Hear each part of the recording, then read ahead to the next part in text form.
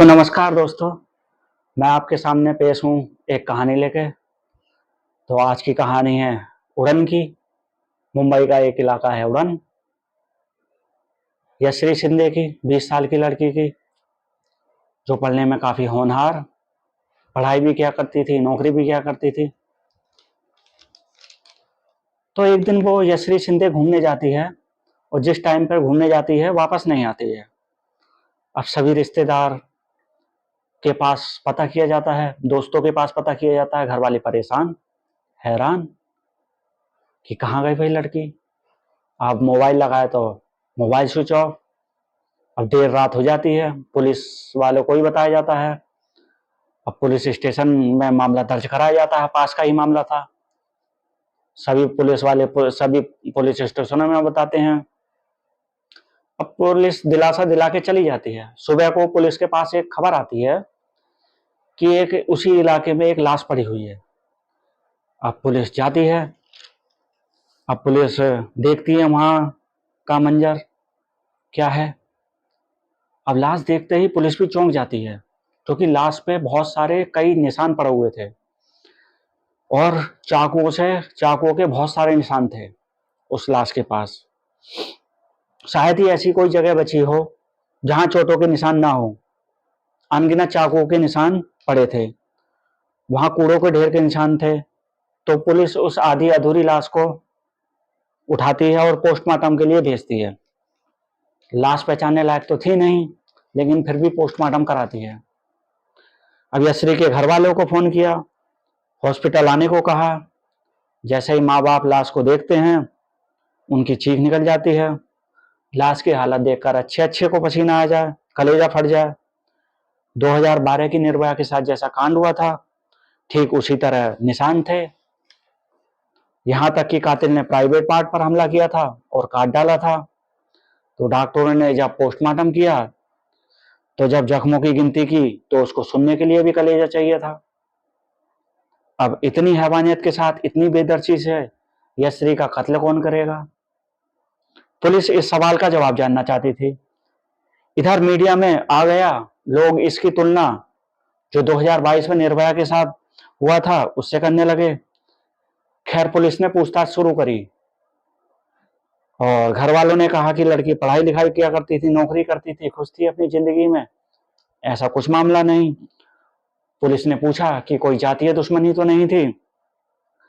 तो घर वालों को याद आया कि हाँ, 5-6 साल पुरानी बात है, एक लड़का हमारी लड़की से बात किया करता था।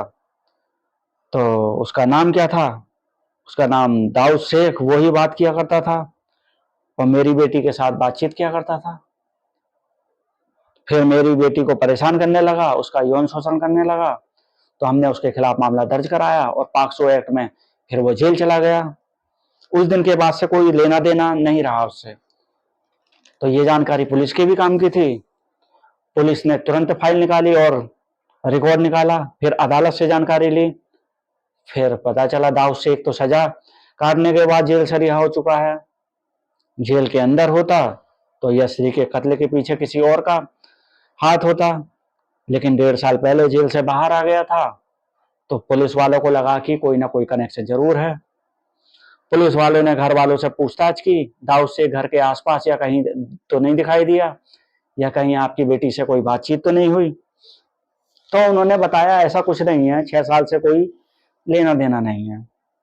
अब पुलिस वालों ने उसकी सहेलियों से पूछताछ की, तभी एक सहेली ने बताया, सर ये बात थोड़े दिन पहले की है कि यशरी कह रही थी मुझे किसी से मिलने जाना है और मुझे मिलने में भी डर लग रहा है एक। तो मैंने कहा कि मैं चलती हूँ तुम्हारे साथ।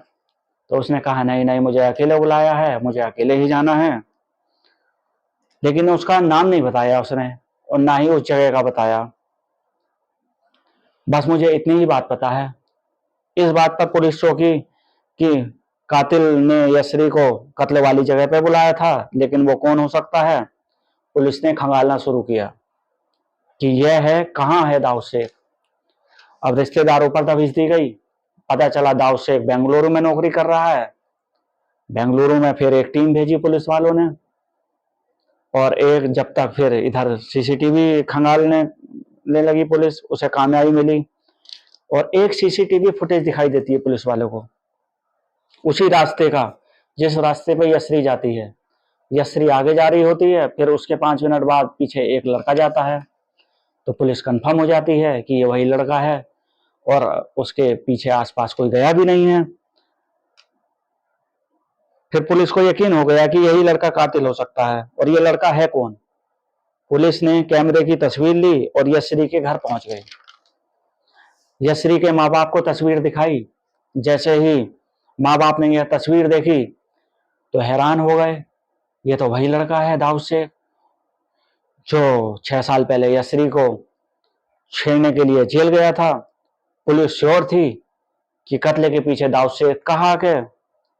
अब दाऊद शेख की तलाश की गई, दाऊद शेख को गिरफ्तार किया गया और फिर कोर्ट में पेश किया गया। और अब दाऊद शेख को यह पता लगाने की कोशिश कर रही है कि यह कत्ल क्यों किया। अब पुलिस भी अभी यह पता कर रही है कि दाऊद शेख ने कत्ल क्यों किया। पुलिस 3 थ्योरी पर काम कर रही है। जब दाऊद शेख 1 साल पहले रिहा हो चुका था तो उसने 1 साल पहले यशरी को क्यों मारा, क्यों नहीं मारा। फिर पता चला कि दाऊद शेख का एक्सीडेंट हो गया था, इसीलिए वो महीनों से बिस्तर पर पड़ा था, इस वजह से वो नहीं मार पाया। दूसरी थ्योरी ये है कि कॉल डिटेल निकाले तो पता चला यशरी भी इस दाऊद शेख से बात किया करती थी, काफी घंटों घंटों बात किया करती थी। और तीसरी तीसरी थ्योरी ये सामने आ रही है कि एक चैट सामने आई है जिसमें दाऊद शेख ने यशरी की न्यूड तस्वीरें ले रखी थी और सोशल मीडिया पे डाल रखी थी और वो ब्लैकमेल करता था। ये भी कत्ले के पीछे की वजह हो सकती है। अब पुलिस से सवाल ये किया गया है कि कौन सी थ्योरी है, तो पुलिस वालों का कहना है अभी पूछताछ जारी है, थोड़ा इंतजार करना पड़ेगा, पर कत्ले के पीछे तो दाऊद शेख ही है। लेकिन जिस हैवानियत और दरिंदगी के साथ उसने कत्ल किया, उसके पीछे उसकी क्या सोच हो सकती है, इस सवाल का जवाब तो पुलिस वालों के पास भी नहीं है। बस एक बार पूछताछ हो जाए तो पुलिस वाले कह रहे हैं कि सारे सवालों के जवाब मिल जाएंगे। तो कहानी में आज तक इतना ही, नई कहानी में फिर मिलेंगे। तब तक आप अपने और अपनों का ख्याल रखना। नमस्कार।